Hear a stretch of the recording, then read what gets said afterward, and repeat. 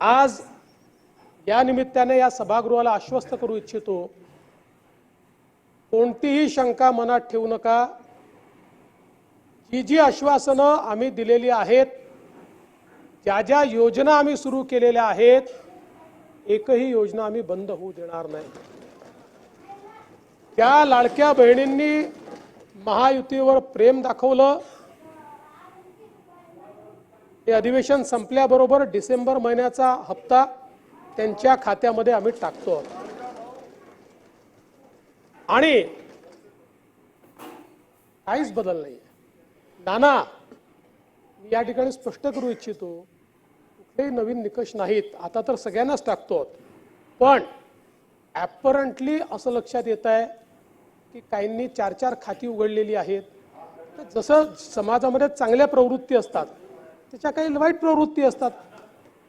एखादी योजना जर चुकीच्या पद्धतीने कोणी वापरत असेल तर जनतेचा पैसा आहे, तुमची आमची सगळ्यांची जबाबदारी आहे की तो योग्य प्रकारे गेला पाहिजे। आता मागच्या काळात आम्हाला लक्षात आलं, माणसानीच 9 खाती काढली, आता त्याला लाडकी बहीण म्हणायचं कसं? पण लाडका भाऊही म्हणू शकत नाही, कारण बहिणींच्या पैशावर डल्ला मारतो तो लाडका भाऊ कसा? त्यामुळे असे जे आहेत,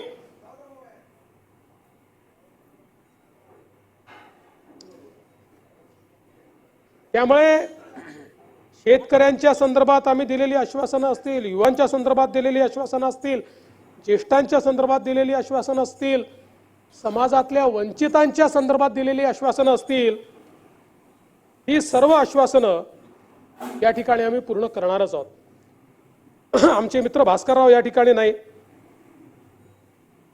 पण माझे सरकार याच्यावरच त्यांना परवा आक्षेप होता। आता ते फार हुशार आहेत, ते इतके वर्ष त्यांनी राज्यपालांचं भाषण देखील ऐकलेलं आहे। कदाचित शाळेत असताना नागरिक शास्त्राला दांडी मारत असतील ते, पण शासन जे चालतं ते मुख्यमंत्र्याच्या नावाने चालत नाही, शासन राज्यपालाच्या नावाने चालतं, आणि म्हणून ते माझं सरकार असतं। म्हणून राज्यपालांनी माझं सरकार म्हटलेलं आहे। तथापि माझे मित्र भास्करराव नसल्यामुळे मी त्याच्यावर जास्त या ठिकाणी बोलणार नाही।